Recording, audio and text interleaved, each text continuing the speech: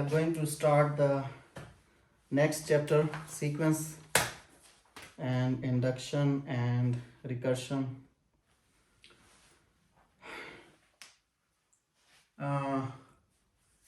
Very basic example on the book. It is written, for example, if you want to count your ancestors, then you will start from your parents. So two parents, mother, father, and then move back one step to grandparents. Total becomes 4. Then move back, then 8, 16, 32, whatever. So the number of persons, number of figures keeps on increasing. Now, if I say the sequence is like this, 2, 4, 8, 16, 32, and so on. Now you can see there is a pattern. There is a ratio between every number. There is something logical going in this all pattern of numbers moving ahead. And if there is some kind of pattern or logic in a certain amount of quantities which are arranged, which are placed in a pattern, placed in a you can say the sequence, then such things are termed as a whole sequence. So if I say this is my first element, if this is the whole set, a whole pattern, and this is my first element, this is second element, this is third element, and so on, then you can see that actually the number is 2, but I am giving it number 1, a quantity 1. So the amount of this whole thing is 2, but for me this is one quantity, this is second quantity, this is third quantity, this is fourth quantity.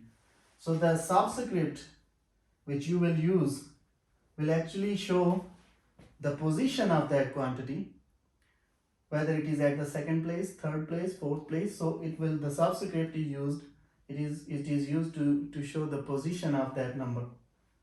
Similarly, and that number is A. So for A you can assign any value. It can be 16, it can be 32, but the number, the position is important. So if you are at third position, then the answer is 8. If I ask you what is the third element of this sequence, what is the third member of this sequence, you can count and you can say 1, 2, 3. Okay, third is 8. So such kind of arrangement and such numbering is given when we talk about the sequence. And also in this sequence you can see the first number is 2. I can write it as 2 raised to the power 0. The second number is 4. I can write it as 2 raised to the power, this is 1. Second number is 4. I can write it as 2 raised to the power 2. Third is 2 raised to the power 3. 4 is 2 raised to the power 4. Now you can see these numbers are exactly similar to these numbers. So it means the first number power 1, second number power 2, third number power 3, and so on. It is not necessary that in every sequence this number and this number can be same. This is showing the position of the number. This is showing the common relation between the numbers, the common pattern of the numbers, the logical behavior of the numbers. If there is no common pattern between the numbers, then you cannot say it is a sequence. If there is no logic, there is nothing. So a logic is important if you want to say something is a sequence. And in this sequence, the logic is that every position is some power of 2. First position is 1 power of 2. Second position is 2 power of 2. Third position is 3 power of 2. So 2 is common, but the powers are increasing with when you are moving back from parents to grandparents to great grandparents and so on. The definition already written on the pages I give to you. A function whose domain is either all the integers between two given integers or all the integers greater than or equal to any integer is called a sequence. For example, I am saying that integers between 10 to 16. Now these two are integers, and in between I am saying, okay, let me say even integers between 10 and 16. Then it is a sequence of how many integers? Between 10 and 16, let us exclude 16 and 10, then it means 12, 14. Two numbers. So if this is the lower limit and this is the upper limit, then this sequence is actually a sequence of these two numbers. So this is my sequence. So a sequence can be like this, or a sequence can be like this, going up to infinity. No stoppage. The sequence is going towards infinity. So when you place 3 dots after the comma, it simply means goes on. So forth. Goes on, so forth. These are the same words, but in this book he has used so forth. So 2, 4, 8, 16, 12, 32 and so forth. So whenever you place 3 dots, or in theory whenever you say so forth, it means unlimited, no bound. Or it can have this kind of bound, it can have a lower limit to upper limit, as like you use in the integrals from 1 to 13, from 1 to 900 and so on. So this number will always show the position of the element which is in the sequence. So in general, I can say that A can be an element of the sequence, any sequence. Then the value of the k will tell me that what is the position of that element in the sequence. If I tell you that what is A3 in this sequence, then simply you can count from the start. This is A1, this is A2, this is A3. So A3 is 8. So if I ask you, give me the third element of the sequence, it simply means the value of k I assign is 3. So in general, for the whole elements, in general we use the term AK. If I ask you, you have a sequence AK equals to k plus 1 divided by k, and I ask you that give me A13, then you can simply replace the k with the number in 13 and you can give me the answer, that is 13 plus 1 divided by 13, which is 14 by 13. So this is the 13th element of this sequence, whose explicit formula is this. This is the general formula for the sequence which is coming from this formula. So this formula, if I ask you that your k starts from 1 up to infinity, then it means it is an infinite sequence whose first value will start from 1, k equals to 1. So if I ask you, give me first few terms of this sequence, then what will be A1? Now your k has these values, means your k, first value of k will be 1, second 2, 3, third 3 and so on up to infinity. If I ask you, give me first 3 terms of this sequence, you can simply plug in 1 into the place of k. So 1 plus 1 divided by 1 equals to 2. This is the first element of this sequence. A2 means plug in 2 in place of k. This becomes 3 divided by 2. A3 means 3 plus 1 divided by 3. And it becomes 4 divided by 3. Now, but when I try to write them in first few terms, I suddenly got an idea in my mind that okay, if I write 2 as 2 divided by 1, so it simply means that the numerator is starting from 2 and it is increasing like this, and the denominator is starting from 1 and it is increasing like this. So these two are the relationship between the upper and the lower terms. How I got this idea? I got this idea when I tried to find out few terms. If you don't want to try to write few terms, then simply you can look at the expression what is happening here. You can see the index is k, and in the denominator the k is simple, but upper side k has +1. So it means wherever you will go, whenever you will put the value of k, the lower part will be 1 less than the upper part. So all these things, all these scenarios, you can try any of them to get an idea of the pattern of the sequence, that what kind of pattern it is following. So in the first example of the ancestors, we got some few terms of the sequence and we tried to sketch the idea of the sequence. What was that sequence? It was 2, 4, 8, 16, 32 and so forth. Now when I looked carefully, I got an idea, okay, something is going common in between them, which is 2, and another thing is the power of 2, and I can simply write it as 2 raised to the power k. So, and I can define that my k starts from 1, 2 and so forth. So whenever I will plug in value of k 1, it will give me 2 raised to the power 1, so it becomes 2. When I will put k equals to 2, it becomes 2 raised to the power 2, it becomes 4. When I will put 3, 2 raised to the power 3, 8. So I can say that these are two, both are the same things, but this one is compact explicit formula for the sequence of ancestors, and this is the discretized pattern, the sequence in numbers, but both are representing your grandparents. So you can write a sequence either in this kind of formula, or you can write the sequence in kind of this, first few terms 4, 5 and then so forth. So always you have a choice.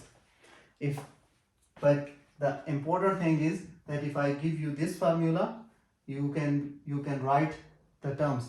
If I give you some terms, you can write the formula, and so you can switch in between. There are some examples of the sequence.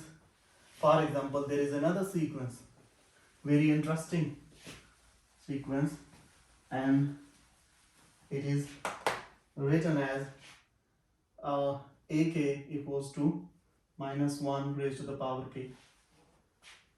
Now if I say k equals to 1, 2, 3, so forth, then now simply plug in the values of k and you will see a1 is -1 raised to the power 1 minus 1, okay, ak. a2 is -1 raised to the power 2, a square of negative number becomes positive, so it is +1. Then when you put 3 here, -1 raised to the power 3, it again becomes -1. When you put 4 here, -1 raised to the power 4 becomes +1, because a negative power, because an odd power of a negative number gives you a negative number, an even power of a negative number gives you a positive number, but the number is 1, so only the signs are changing. -1 plus 1, -1 plus 1, -1 plus 1, whatever you do, keep trying your whole life, the value will be 1, only the signs are changing, fluctuating between 1 and +1. If this is +1, this is -1, the interval will always remain here, and your sequence is fluctuating in between here. It is going nowhere. The values of sine theta and cos theta, they always fluctuate between -1 and +1. They go nowhere. So there are many sequences already defined in theory in books. You can see the lecture notes, many examples. I tried to explain them. I'm not going into the details. The next thing is about the summation notation.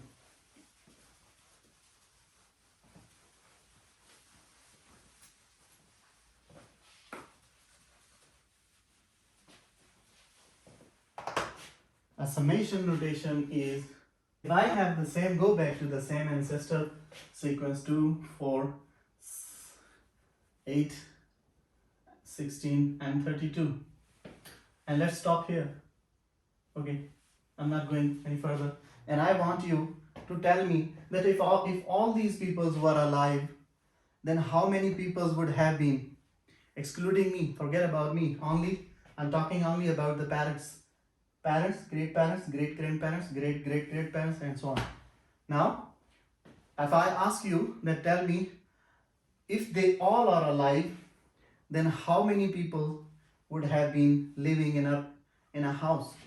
So you can simply tell me that okay, if they all are alive, then they are like this. Add them together, and whatever the answer is, that is the total number of people. Let me say the Q is the answer. It is a number. I'm just writing Q. So Q number of people are living in a house.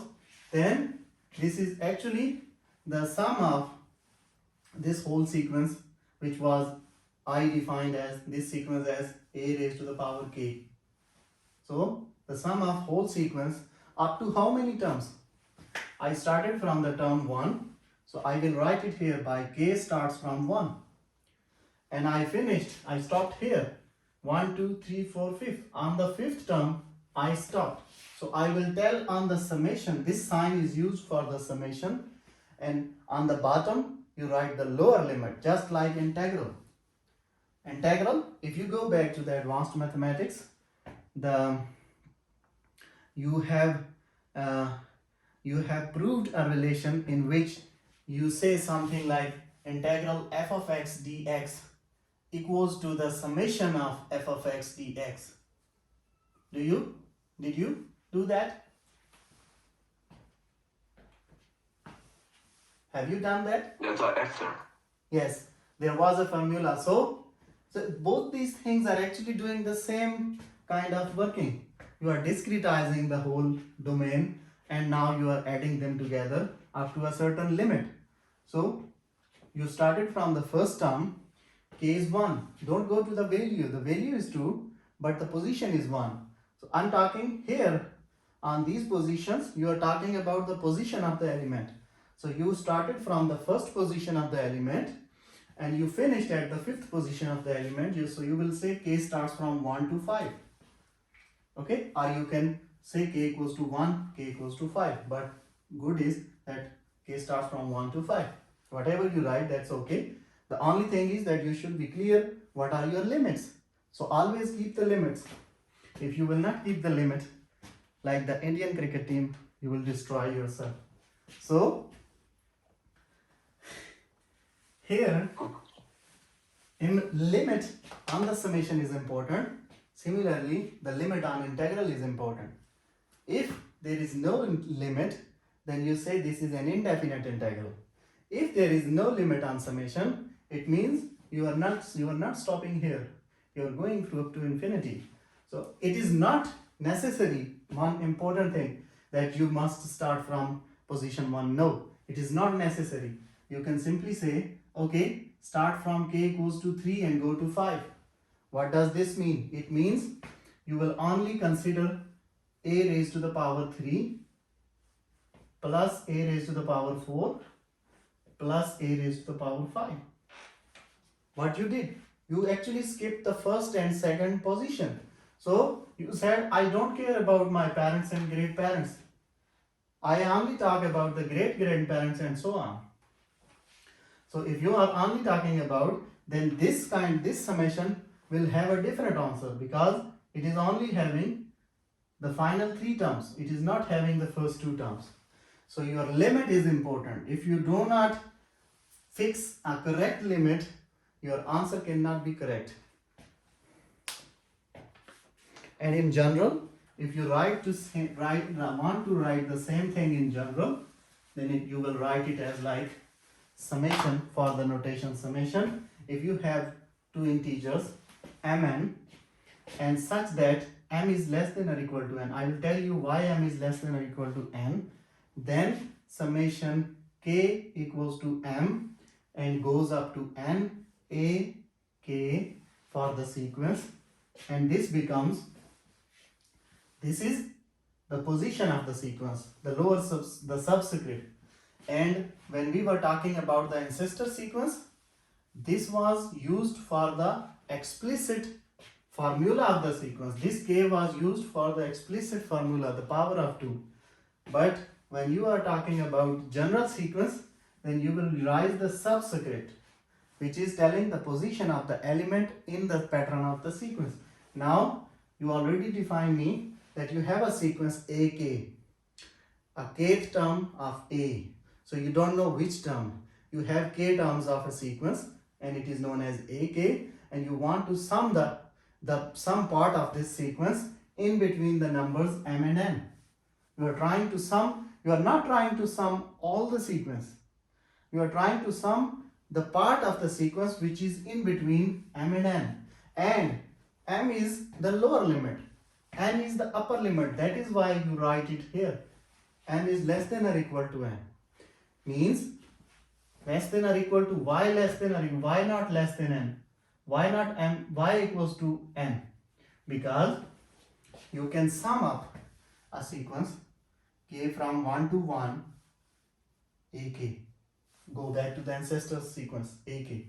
Means the answer will be only 2, because you are only talking about the sum from the first term to the first term.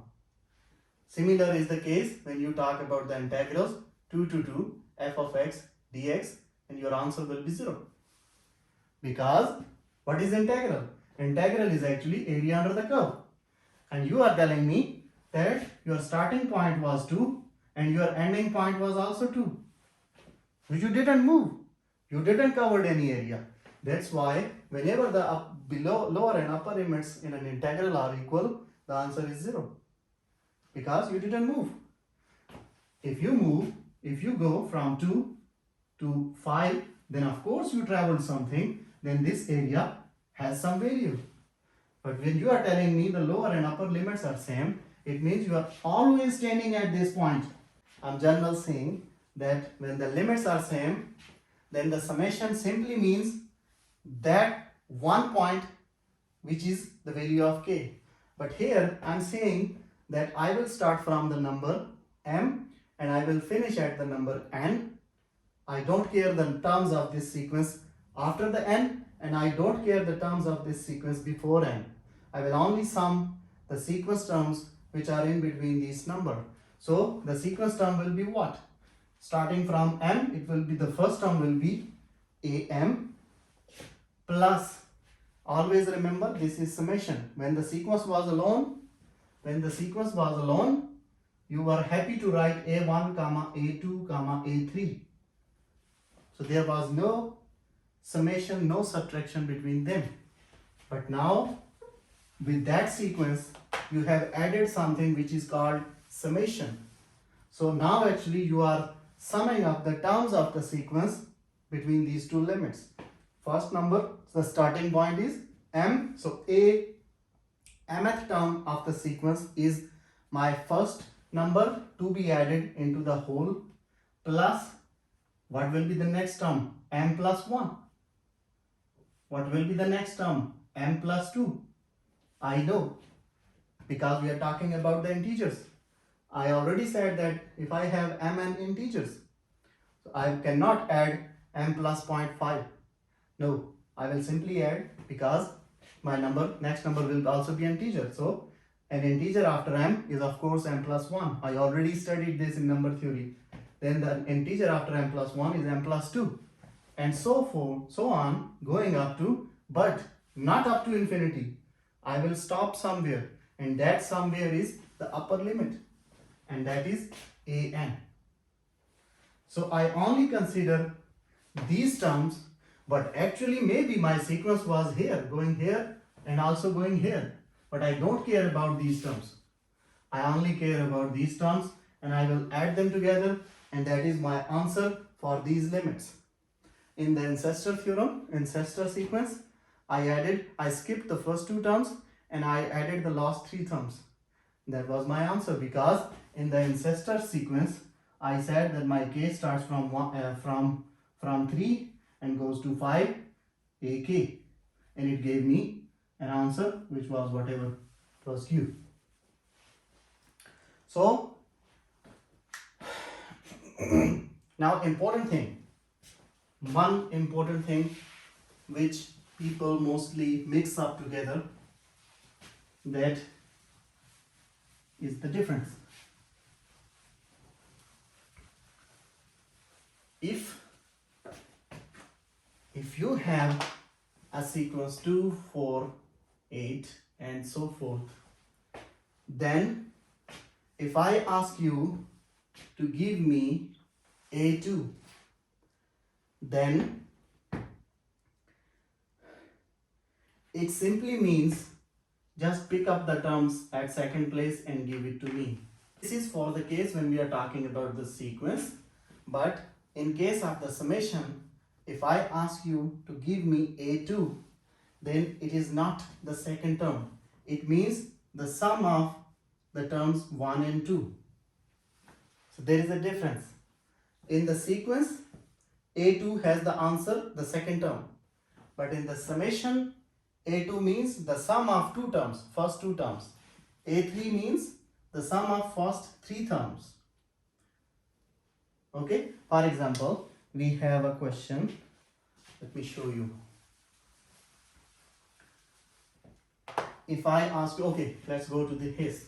Now this was the sequence, and if I say, okay, we have 2 plus 4 plus 8 plus so forth, and I ask you, give me A2, then what will be A2? A2 means A1 plus A2, that is 2 plus 4, that is 6. But in that case, my A2 was 4. So the answer is different. In sequence, just pick up the person sitting at that place. But in summation, add up all the persons from first position up to that position and then pick up. That's the two different things. Another notation is called the product notation, product of the terms of a sequence, and this notation is the big pi, like this. It is the, you know the pi like this. So this is the actual pi 3.14. This is the big pi, and this pi is used for the product of terms of a sequence. If I ask you, and the same thing, the rule will follow. You will write the limit at the lower position and up to n and ak. So it simply means that you are actually doing, what are you doing? The mth term into the m plus 1th term, and they are multiplying into the m plus second term into so on up to n. Now what are you doing? In the summation, you are adding terms one by one. Now in the product case, you are actually multiplying the terms from the mth position to the nth position and multiplying them all together.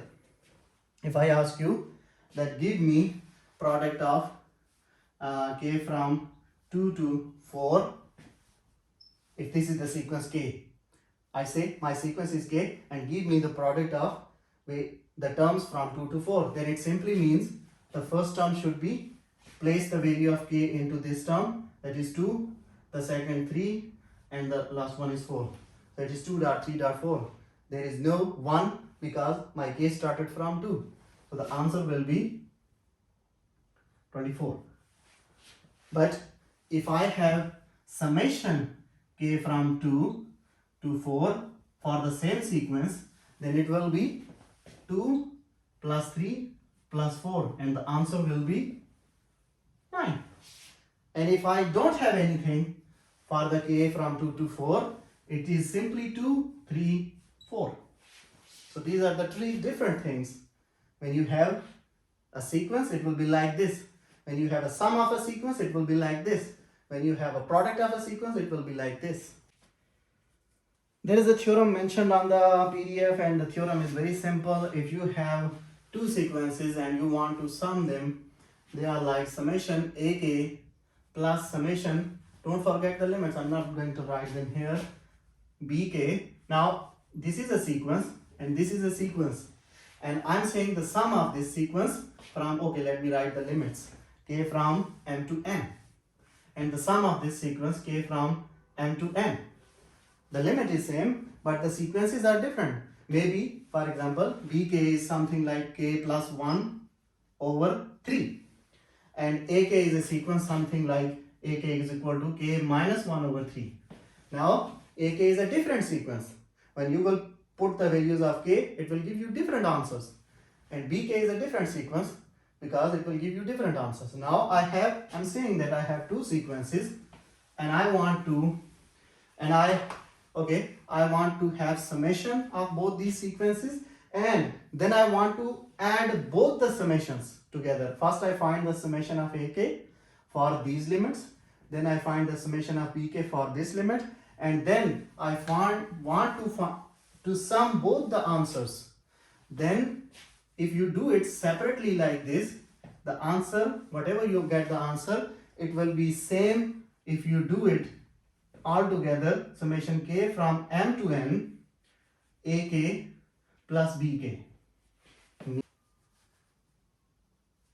Change of variables. What is variable? You can always write a sequence if it is like k equals to 1 to 3, k square. You can always change the variable. You can say I equals to 1 to 3, I square. So this thing doesn't matter if everything is same.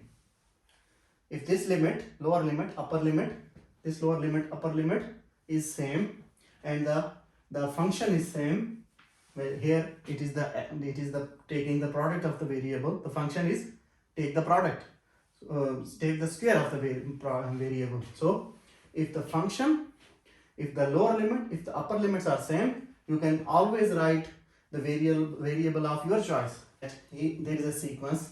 It starts from k equals to 0 to 6, 1 over k plus 1. Equals to k plus 1 to j minus 1. K is equal to 0. I want to convert the k into j. Then what will be the value of j? K is 0 plus 1. So j equals to 1. This will be my limit, the lower limit for j, when I will convert this expression into j. So the lower limit will be j equal to 1. And for the upper limit, when k equals to, this is, the j will be k plus 1. That is 6 plus 1, that is 7. So the limit, upper limit for j will be this one. So this is the first thing I have done, that I got the new limits. J will start from 1 and it will go up to 7. I'm done with this thing. Now the second thing, that what will happen to the sequence? What will happen to this part? So it is simple, that 1 plus k plus 1, 1 over k plus 1, this becomes 1 over, wherever there is k, what was j? J was equal to k plus 1. This means k equals to j minus 1. So wherever there is k, replace the k with j minus 1. Replace the k with this value, it becomes j minus 1 plus this sign plus this 1. And this becomes 1 over j. So now I have all the material, all this material and this material, to put it into this expression and to convert this expression into the form of j. So I can now convert it. When k was 0, j equals to 1. When k was 6, j equals to 7. And for this thing, I already converted it into j, and this is 1 over j.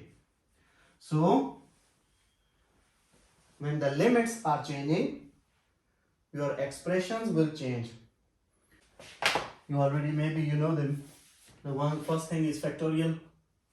It is very simple thing, that the product of the number and all the preceding numbers. If you have a number n, then n factorial simply means the product of all the numbers before n up to 1. N minus 2, so on, 3, 2, 1.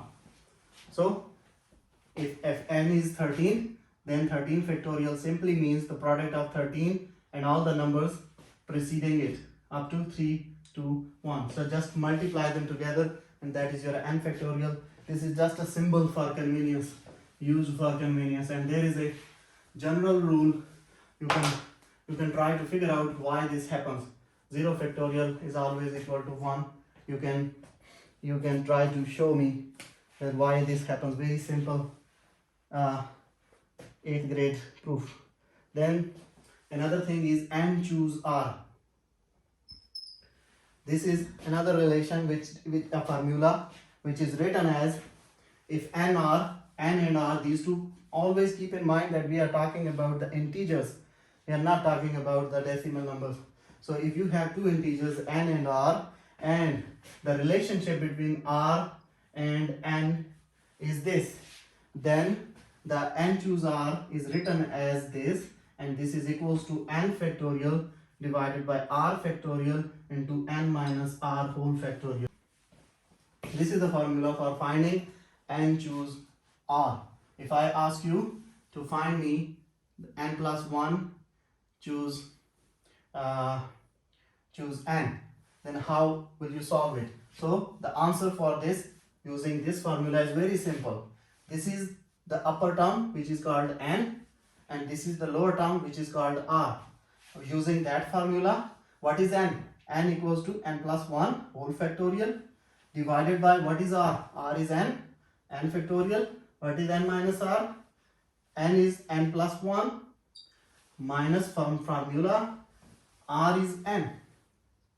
So this n cancel with this n, and you can write n plus 1. What is n plus 1 whole factorial?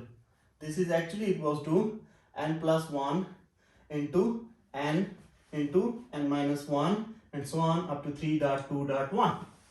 But in factorial, you have a general rule that if you want to stop at a certain location, then you can say that, you can, for example, if I want to stop at this position, then I can simply write this whole expression as, I can say that, okay, n plus 1 into, what is this? If you look at this, forget about n plus 1 and look at this thing. What is this? This is n factorial.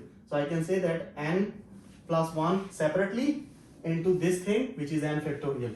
So I can split this whole thing into this, and I can split this whole thing again into this, whatever you want to do, or you can also write it this.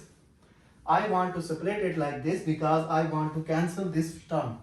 So I can split it n plus 1 whole factorial into this form, so I can write it as n plus 1 dot n factorial. This cancels, the remaining is n plus 1. So n plus 1 choose n, answer is n plus 1 using this formula. Now in the next class we will try to use these knowledge of the sequence and all these basics into algorithms for computer science.